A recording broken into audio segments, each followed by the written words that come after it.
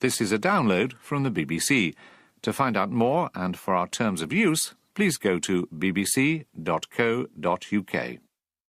Hello. Could you make the country laugh? In feedback this week, we talked to two listeners whose comedy sketches are being included in Radio 4's The Show What You Wrote. But it's no joke trying to be funny. I just knew from the sound effects that I'd written at the start of the sketch that it was going to begin, and I sort of almost blacked out in sheer terror. Also this week, listeners aren't amused that a crucial Archer's plot development was revealed not on the main network, but on Radio 4 Extra. Oh, Matt. What? What, Lillian? Come on! But all right, you don't have to shout. Oh, Lillian. Stay tuned for the big reveal later. We'll also explore what the BBC Trust thinks impartiality consists of, and whether it thinks programme makers practice it. And one creative listener loves mashed-up radio so much, he's dedicated a song to those who don't. I heard it on Radio 4. Before today, I'd say I'm sorry, I haven't a clue. But first, a less happy and certainly more expensive tune. An independent report has concluded that the BBC provided poor value for money to the licence fee payer by awarding senior managers more severance pay than they were entitled to. Another week, another painful slap on the BBC's wrist for wasting licence fee payers' money. This time it was the revelation by the National Audit Office that the BBC had breached, and I quote, its own already generous policies on severance payments in handing out £25 million to 150 senior managers.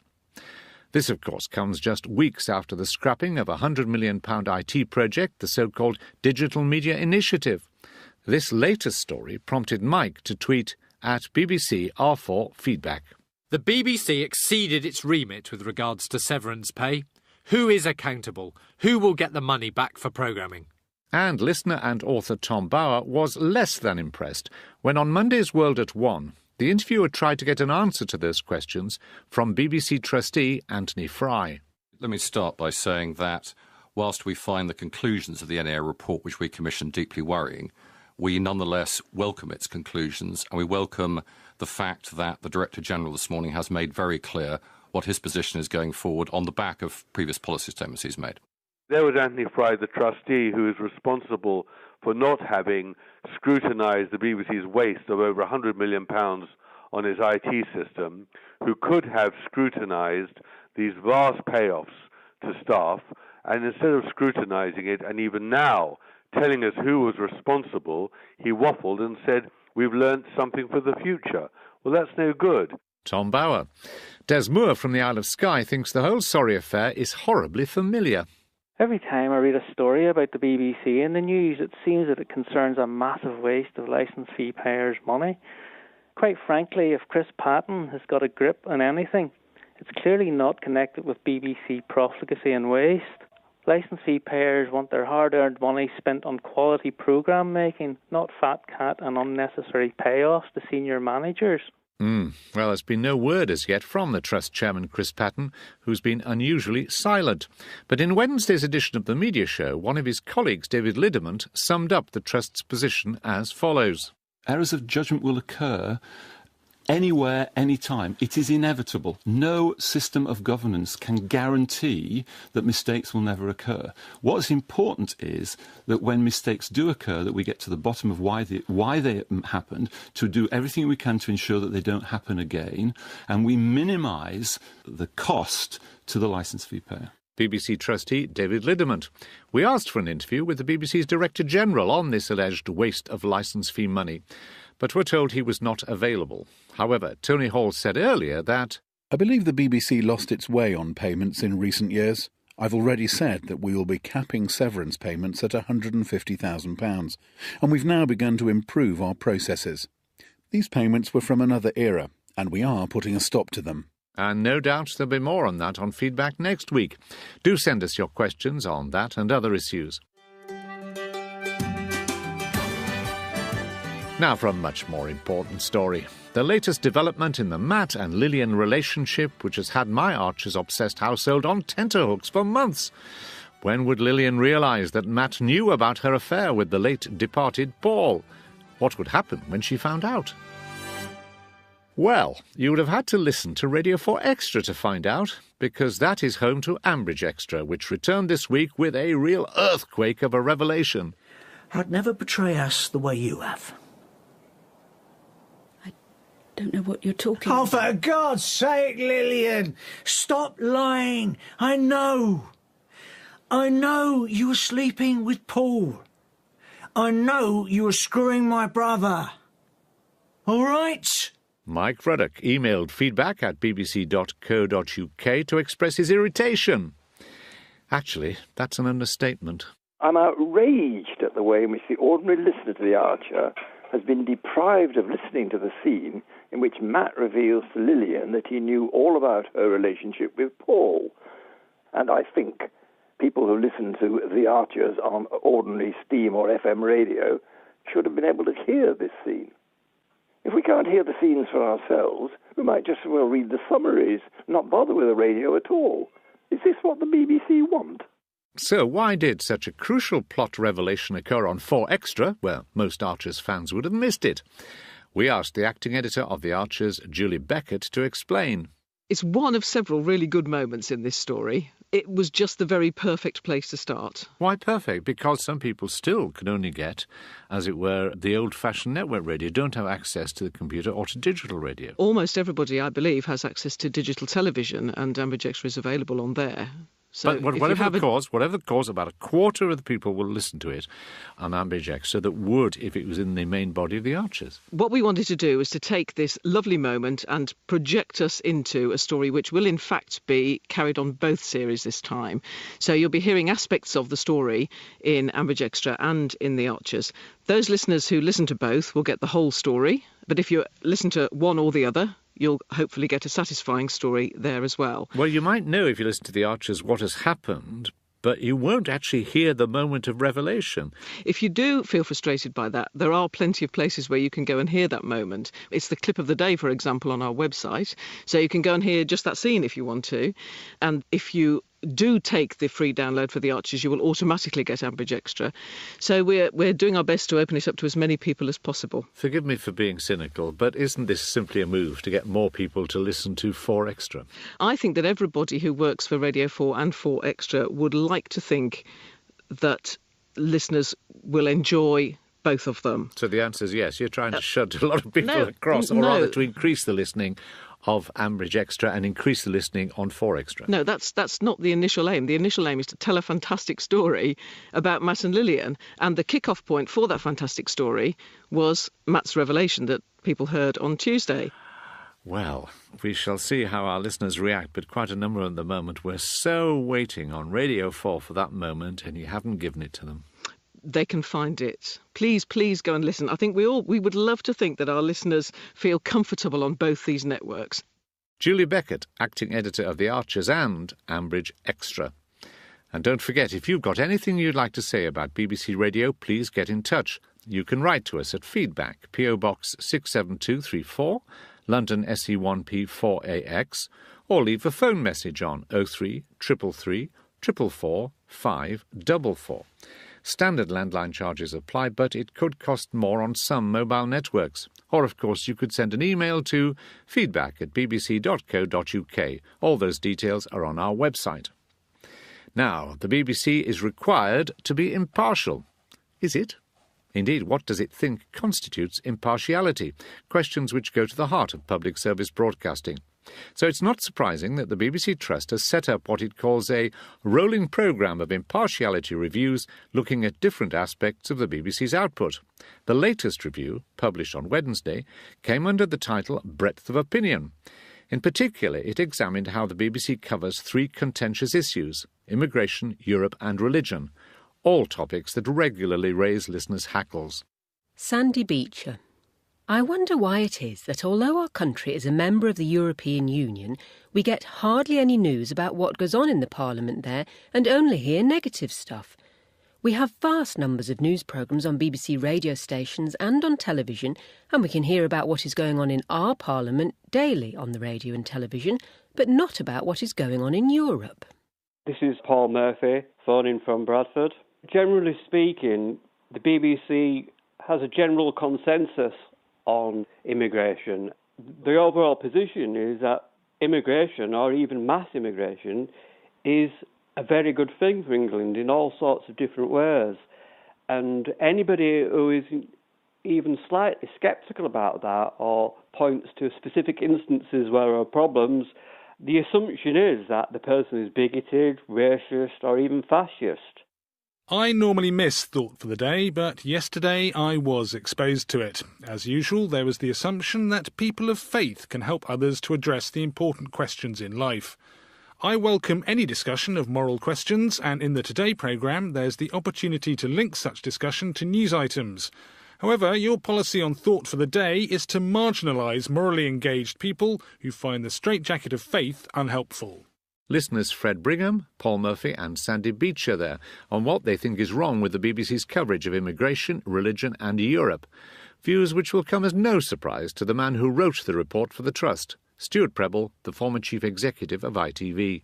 Impartiality in broadcast terms is being qualified to require due impartiality, and I guess what that means in summary is that we don't have to be impartial or equally balanced between violence and non-violence. We don't have to be impartial in a sort of 50-50 sense between fascism and democracy. So the application of due impartiality obviously requires a judgment, and obviously that's an informed judgment, but is where the interesting area of debate really comes, I think.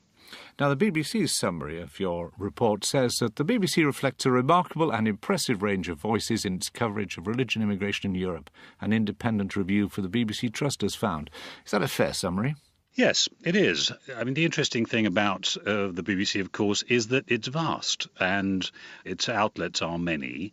There is so much material and so many different stories covered from so many different angles. There are very few things that you can say that are absolutes and very few things, actually, that are excluded. And so, as a statement of the situation today, I think that's a fair one. And yet the former head of BBC News, who's now the director of radio, said to you that in 2004 there was a liberal bias over, for example, the issue of immigration. We've heard from one of our listeners, Paul Murphy, who lives in Bradford, who still thinks today that if you raise issues with the BBC, concerns about immigration, you're treated like a bigot. Do you think that that liberal bias lingers on? Overall, honestly, I don't think it does in the output. But actually, the useful thing, perhaps, about the exercise that I've undertaken over the last sort of 9 or 10 months is that I really have looked at a very, very wide range of the output. And truthfully, you just can't sustain the argument that the BBC is biased in this way. But what you do argue is there are a couple of dangers that the BBC faces. One is that it is in some ways too influenced by Parliament, or rather that it follows the Westminster debate too closely without looking for voices elsewhere. Is that a real problem? I think it is a real problem, and I think it's a problem that has to be guarded against, and I think because potentially I think it's getting worse. This isn't the first review to point out and suggest that the overall BBC News agenda perhaps pays too much emphasis to Westminster politicians and recommends the importance of getting out more, just getting out more in the country and speaking to local councillors and headmasters and teachers and trade unionists, and the very articulate voices that are expressing a range of concerns which you might miss, as indeed I think is what happened in the coverage of immigration and Europe over a long period. There was a groundswell in the country that was not picked up by politicians and was insufficiently reflected on the BBC. You also raise a concern about some of the interviews. You compared, for example, interviews on the Today and the Newsnight programme to boxing matches and said, "Sometimes I feel that tuning in to either can be like witnessing what seems to be a big and healthy-looking bloke getting into the ring with a fairground prize fighter." You implied that this was a rather pointless technique. Well, I think what I've tried to say in the report is it's good to hear a wide range, but you've also got to listen. And sometimes you feel as though somebody is not really being given a chance to state their point of view. And the interview becomes pointless because the interviewee doesn't really get a chance to get to the end of sometimes the first sentence. So what I'm suggesting is that the BBC should look carefully at the range of voices that it's willing to include in its programmes and to listen to what they're saying. That doesn't mean that they don't need to be robustly challenged, but I do think it's a good idea to listen. Are you hoping that in particular Jeremy Paxman and John Humphreys pays attention to your views on this issue?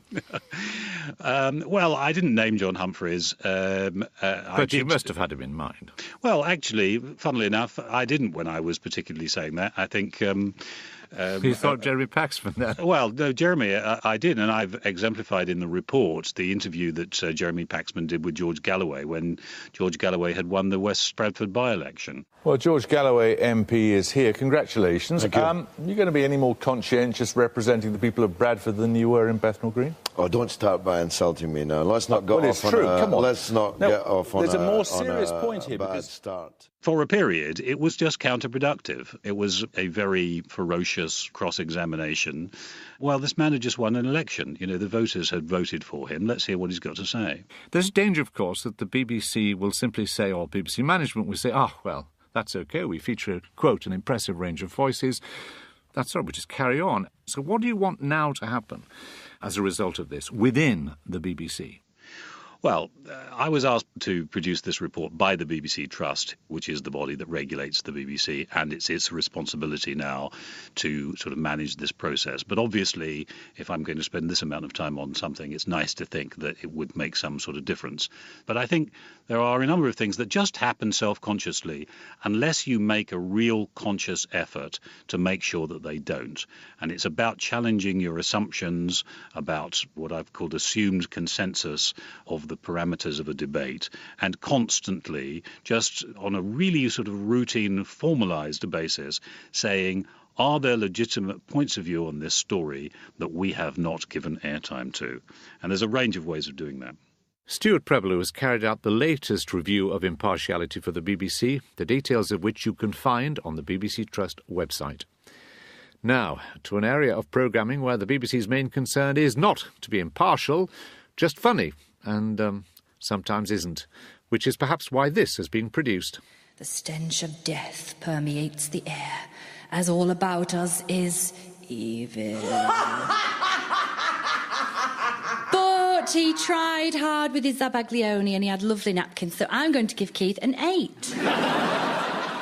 That's a clip from Radio 4's latest comedy offering, the show What You Wrote, a sketch show with a difference. The you in the title refers to Radio 4 listeners, who were invited to send in their own sketches to be performed on air by comedians of the stature of the fast show's John Thompson. Cue pandemonium in the offices of Radio 4 Comedy as they were buried under a deluge of around 12,000 sketches. The vast majority obviously were rejected. A few were sent back for rewrites, fewer still performed live in Manchester last month. Of these, a relative handful were chosen for a 4-part series on Thursday nights. I've been talking to two of those fortunate and talented enough to have had their sketches chosen for the final programmes, Andy Spence from Salford, and first, Sarah Page from Leicester.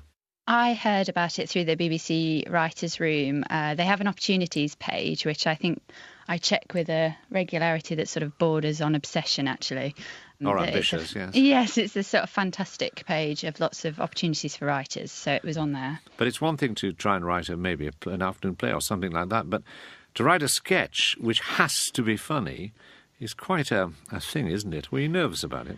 I think I naively thought that because it's shorter it would be easier, that it's only 3 minutes you have to get right, but actually in many ways it's a lot harder because you're trying to get almost a whole idea, like a sitcom pilot squeezed into a couple of minutes. You have to tell the whole story, so it was a new thing for me, but I did enjoy it. Andy Spence, how did you hear about it? I'm studying script writing for TV and radio at University of Salford, which is on the same campus as the BBC. Oh, so you just popped next door? Well, a couple of people had sent emails to our tutors who then sent it on to me and just suggested that quite a few of us gave it a go. And were you surprised that they asked for one of your scripts to be put on? I was, to be honest. It's always very difficult to get anything read, and for me it was always important to get the feedback, because it's difficult, even with having tutors read over it, it's difficult to get a professional eye cast on it. And Sarah, did you have to rewrite much? I was lucky that I didn't actually. The script editor kind of polished it up a little bit and added a wonderful joke involving a bush that he added in for me, which I can take credit for. But I didn't have to do sort of a big rewrite. Well, would you like to hear that? We actually think we've got a clip of it. I have heard it, but it would be lovely to share it now. I take it you've tried all the classics? Oh, yeah. I'm always hanging round her at work. And in the pub. And outside her bedroom window. And it hasn't worked? No, it's just like she hasn't noticed me, though, to be fair. I was in the bushes. So, Sarah, what does it feel like having people laugh at your jokes?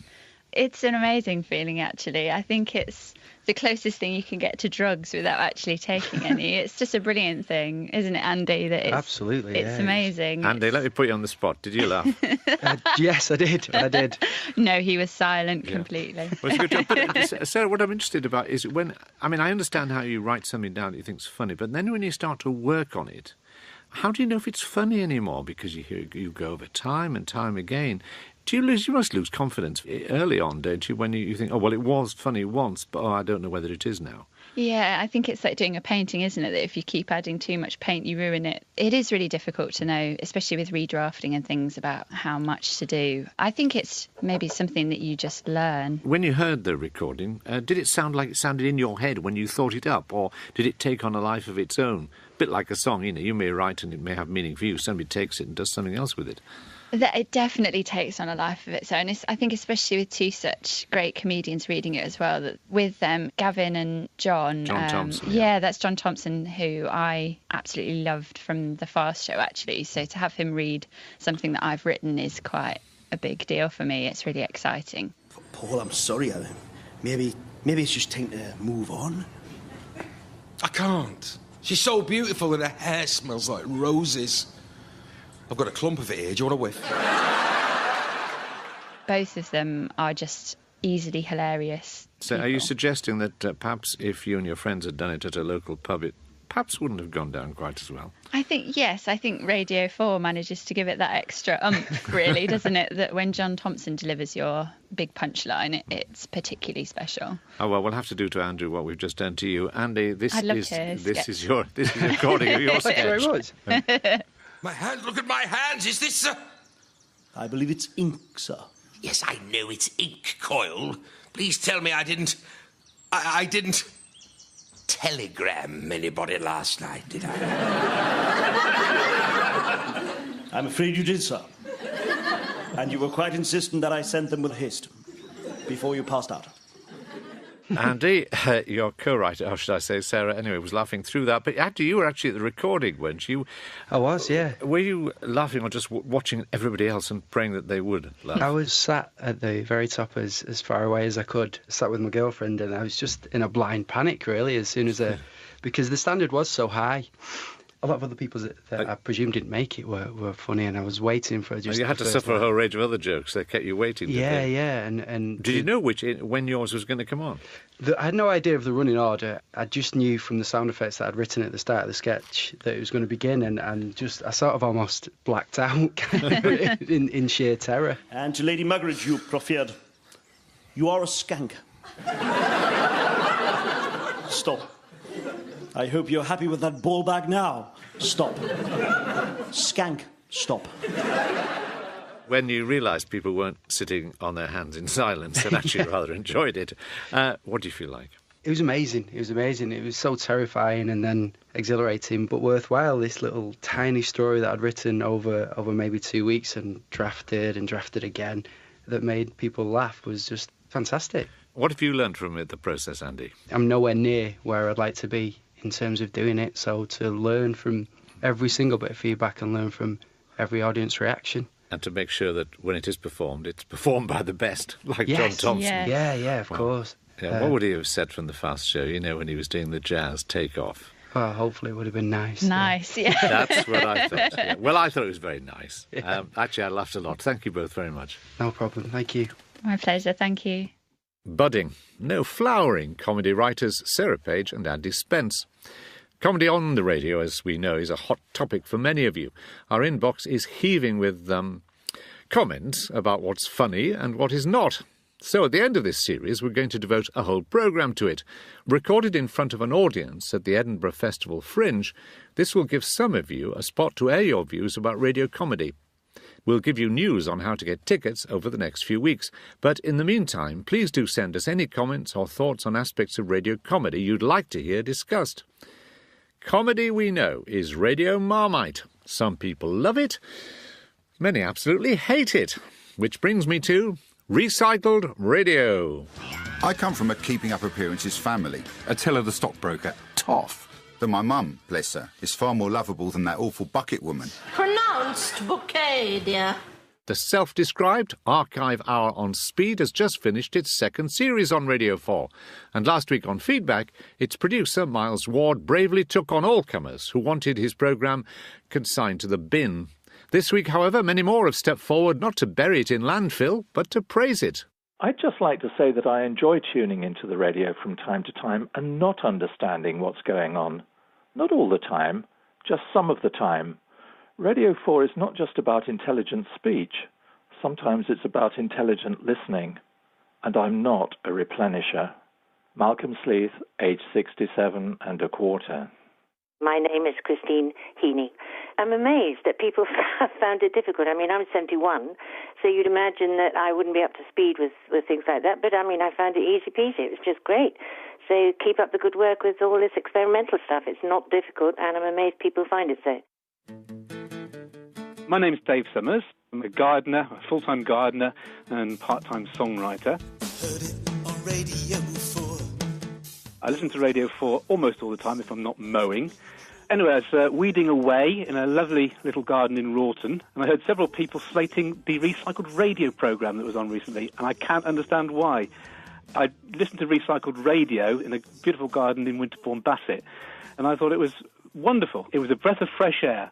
And for all those people that didn't get it, I suggest they try again. And if they still don't get it, then this song's for you. So this is I Heard It on Radio 4. I heard it on Radio 4. It was John Humphrey's voice, so it must be true. I heard it on Radio 4. I must be middle class, 'cause it's what the middle classes do.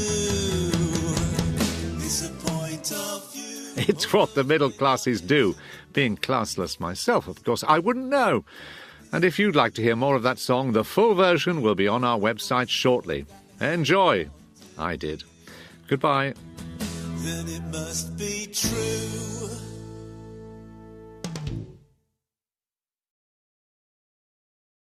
On Bauer. Des Moore from the Isle of Skye thinks the whole Sorry affair is horribly familiar. Every time I read a story about the BBC in the news, it seems that it concerns a massive waste of licence fee payers' money. Quite frankly, if Chris Patton has got a grip on anything, it's clearly not connected with BBC profligacy and waste. Licence fee payers want their hard-earned money spent on quality programme making, not fat cat and unnecessary payoffs to senior managers. Well, there's been no word as yet from the Trust chairman, Chris Patton, who's been unusually silent. But in Wednesday's edition of the media show, one of his colleagues, David Liddermont, summed up the Trust's position as follows. Errors of judgment will occur anywhere, anytime. It is inevitable. No system of governance can guarantee that mistakes will never occur. What's important is that when mistakes do occur, that we get to the bottom of why they happened, to do everything we can to ensure that they don't happen again. The BBC exceeded its remit with regards to severance pay. Who is accountable? Who will get the money back for programming? And listener and author Tom Bauer was less than impressed when on Monday's World at One, the interviewer tried to get an answer to those questions from BBC trustee Anthony Fry. Let me start by saying that whilst we find the conclusions of the NAA report, which we commissioned, deeply worrying, we nonetheless welcome its conclusions, and we welcome the fact that the Director General this morning has made very clear what his position is going forward on the back of previous policy statements he's made. There was Anthony Fry, the trustee, who is responsible for not having scrutinised the BBC's waste of over £100 million on his IT system, who could have scrutinised these vast payoffs to staff, and instead of scrutinising it and even now telling us who was responsible, he waffled and said, "We've learnt something for the future." Well, that's no good. And we minimise the cost to the licence fee payer. BBC trustee David Liddermont. We asked for an interview with the BBC's Director General on this alleged waste of licence fee money, but were told he was not available. However, Tony Hall said earlier that, "I believe the BBC lost its way on payments in recent years. I've already said that we will be capping severance payments at £150,000, and we've now begun to improve our processes. These payments were from another era, and we are putting a stop to them." And no doubt there'll be more on that on feedback next week. Do send us your questions on that and other issues. Now for a much more important story. The latest development in the Matt and Lillian relationship, which has had my Archers-obsessed household on tenterhooks for months. When would Lillian realise that Matt knew about her affair with the late departed Paul? What would happen when she found out? This is a download from the BBC. To find out more and for our terms of use, please go to bbc.co.uk. Hello. Could you make the country laugh? In feedback this week, we talked to two listeners whose comedy sketches are being included in Radio 4's The Show What You Wrote. But it's no joke trying to be funny. I just knew from the sound effects that I'd written at the start of the sketch that it was going to begin, and I sort of almost blacked out in sheer terror. Also this week, listeners aren't amused that a crucial Archer's plot development was revealed not on the main network, but on Radio 4 Extra. Oh, Matt. What? What, Lillian? Come on! But all right, you don't have to shout. Oh, Lillian. Stay tuned for the big reveal later. We'll also explore what the BBC Trust thinks impartiality consists of, and whether it thinks programme makers practice it. And one creative listener loves mashed-up radio so much, he's dedicated a song to those who don't. I heard it on Radio 4. Before today, I'd say I'm sorry, I haven't a clue. But first, a less happy and certainly more expensive tune. An independent report has concluded that the BBC provided poor value for money to the licence fee payer by awarding senior managers more severance pay than they were entitled to.